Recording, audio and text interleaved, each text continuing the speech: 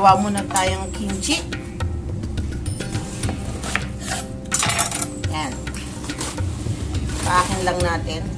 Ganyan, napakadali lang paakin ito. Dito na pinapaakin. So, gagawin natin buong kimchi. Hindi tayo magagit kaya. Yan. Itong kimchi ay, itong gulay cabbage natin ay ibababad natin sa loob ng 3 oras siguro or 1 oras. Depende kung pag daw hindi na nababali yung yung pinaka ganito niya. Pag hindi na to nababali yung nagaganyan, naka-crack, ready na yan. Hugasan na natin. Wala lang, naisipan ko lang gumawa kasi wala. Masarap eh. Nabaak natin, lagyan na natin ng asin. Bababad natin yan. Lagyan natin yan. Lalagyan natin ng asin. Oh, own version ko lang to ha. Own version. Own version ko to.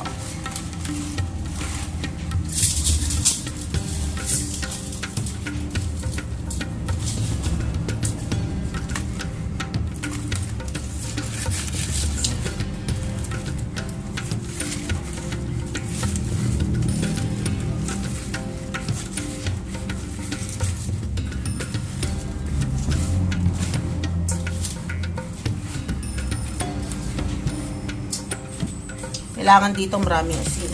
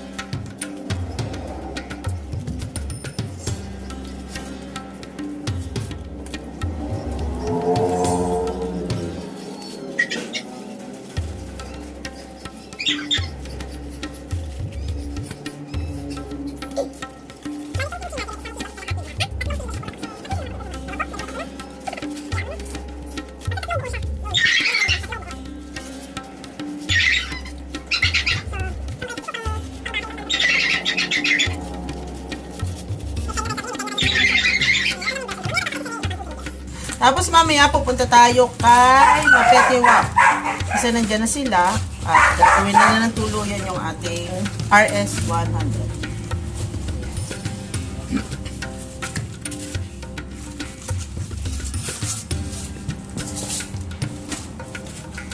Ikamada natin ito ng ayos. Yan, nilalagyan natin siya ng asin. Parang binuburo muna natin siya sa asin. Tapos, aanlawan naman natin sa pagkatapos. Basta, yun lang ang andyan. Kailangan, medyo malambot na siya. Ganun talaga. Maraming asin ang kailangan dito. Hugasan mo pa rin naman siya.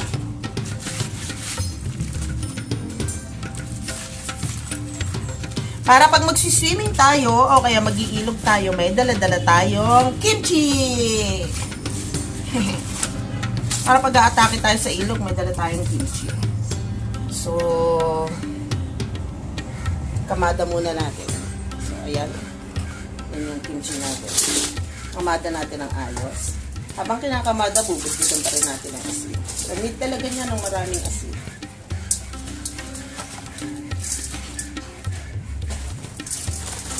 Kasi parang magtutubig siya mamaya.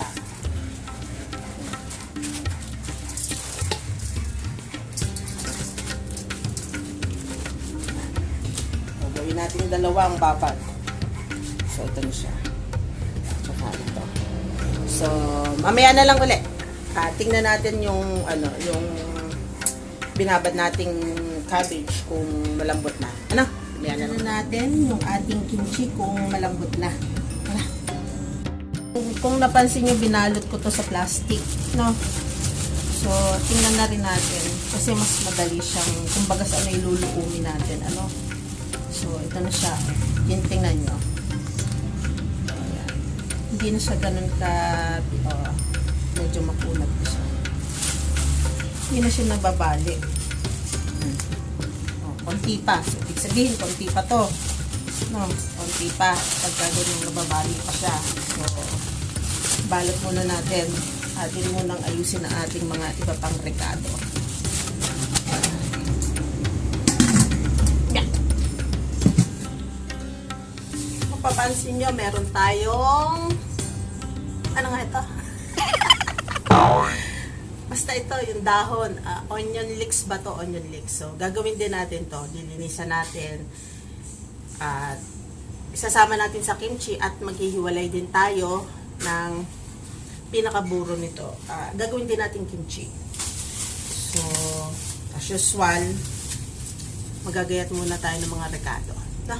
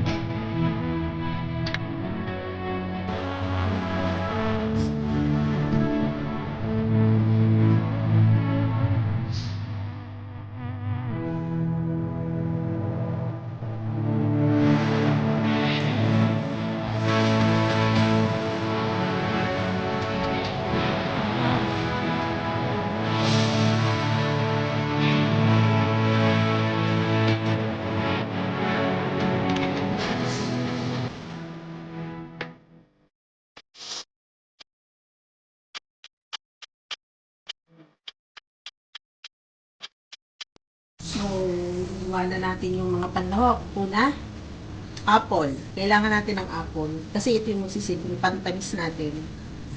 Tapos, bawang, luya, at sibuyas. Ito yung mga lahok natin. Yan. Apple, bawang, luya, sibuyas, tsaka ito. Yung leeks. At yung sili na pang Korean. At glutinous rice. Ito yung pampalapot natin. Tara, lutuin na natin. Pero muna natin, pag sumasamahin na natin ng sibuyas.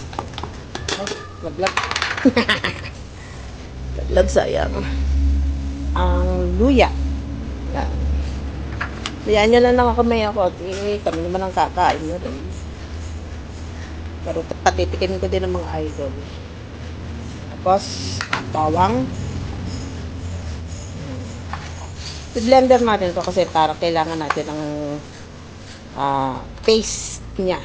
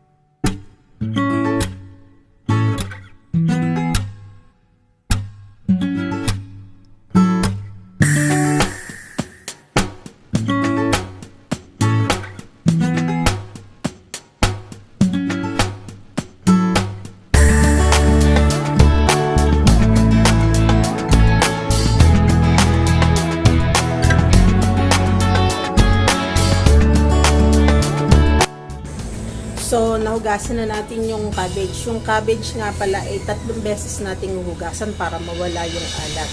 Kasi, ang dami nating nilagay na asin kanina. Eh, kung hindi natin huhugasan ng ayos, eh baka mangyari nito, eh, bagoong ang kalabasan. Ano?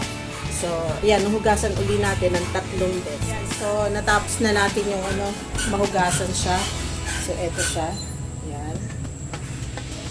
Yan. Hugasan na natin. Ang gagawin naman natin ngayon ay yung glutinous rice at saka tubig. Simple lang naman, depende na sa inyo kung gaano karami ang gusto niyo. Kasi, tansyahan na lang din naman ako eh. Tara, lutuin na natin. Tunawin nyo muna yung glutinous rice sa tubig bago nyo isalang. Tapos, dire-diretso lang ang halo nun. Lutuin na natin sa medium heat. Dire-diretso lang ang halo.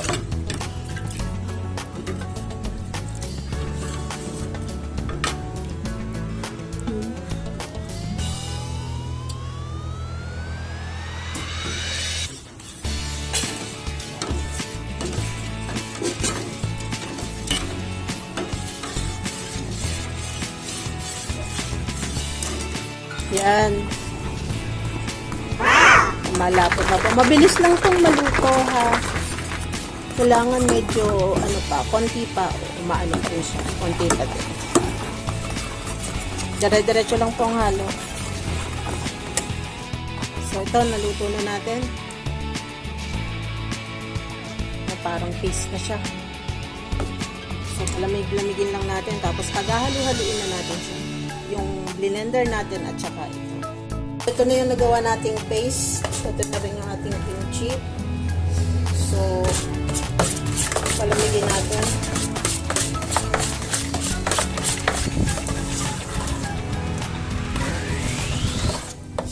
Tapos lagay natin yung blender natin. Sama-sama na siya.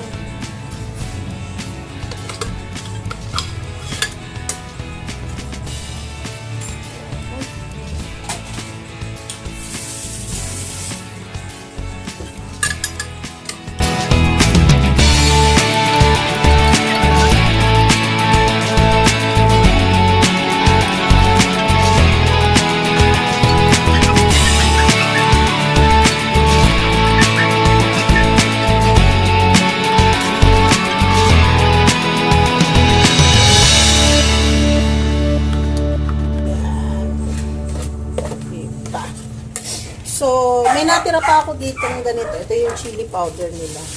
Sabi na natin. Tapos ito yung bago natin binili.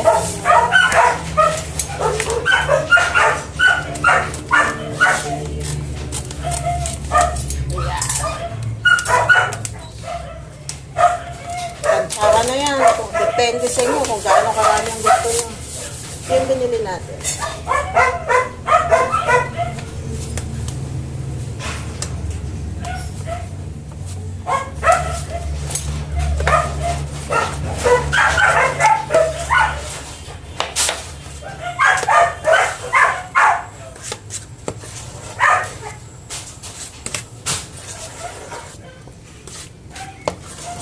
Walang kapula.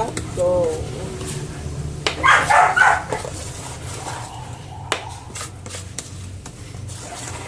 see? Itimplahan naman natin to.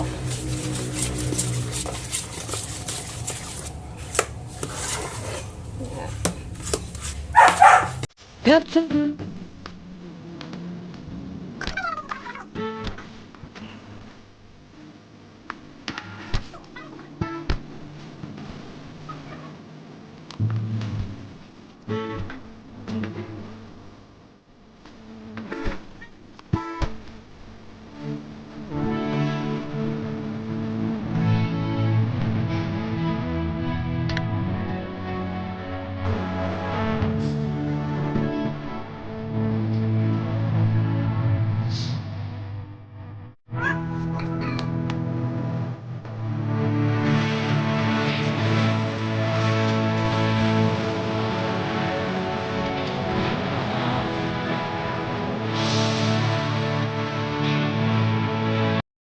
Wala pala akong gloves, kaya astig na lang to. Kailangan lang natin to. Yan, halo-halo lang yan eh.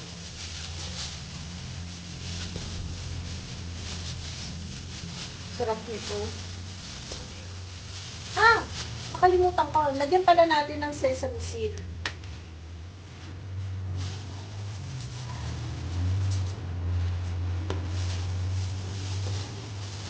Pwede naman natin lagyan ng sesame seed.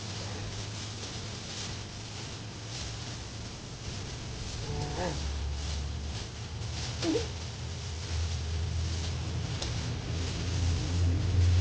So, lagyan na natin sa lalagyan.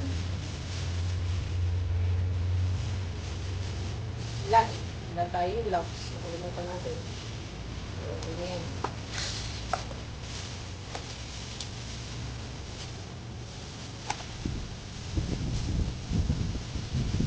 Yan. Sayang to.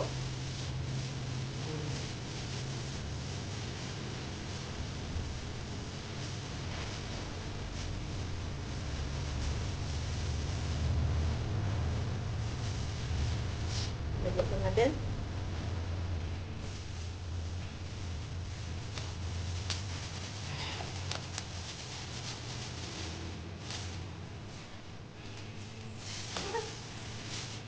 Meron tayong isa. Pan natin. Yan. Susunod naman. Yung ating cabbage. Tingnan na natin mabuti yung cabbage natin. So, yan. Going crazy, yeah.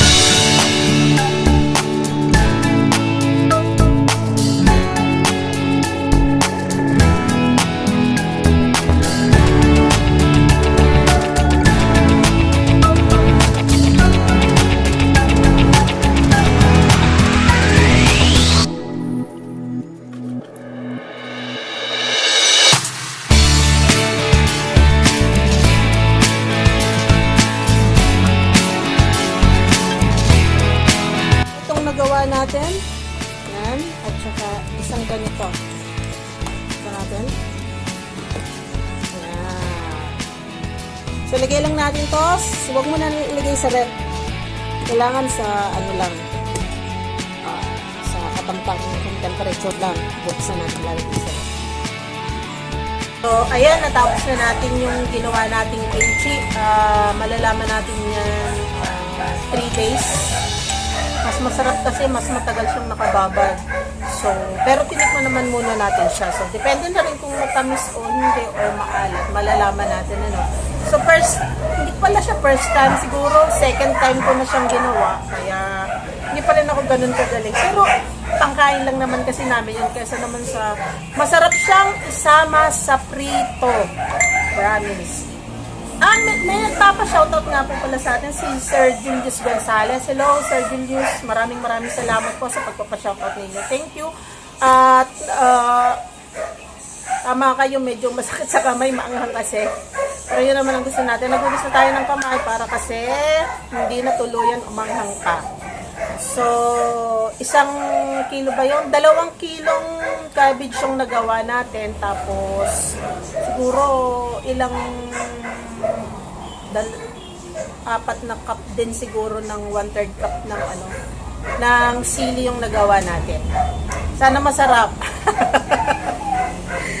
Sana masarap yung kimchi. Papatikim din natin sa mga idol kung magugustuhan nila para pagka pupunta tayo ng ilog, may dala-dala na tayo. So, paano? Hanggang dito na lamang. Maraming salamat sa inyong panunood. Salamat sa mga nag-subscribe. Salamat po sa aking mga subscriber. At magandang hapon po sa inyo at masarap na tanghalian para sa inyong lahat. Ito po ulit si Elis Kabaging TV. Babush!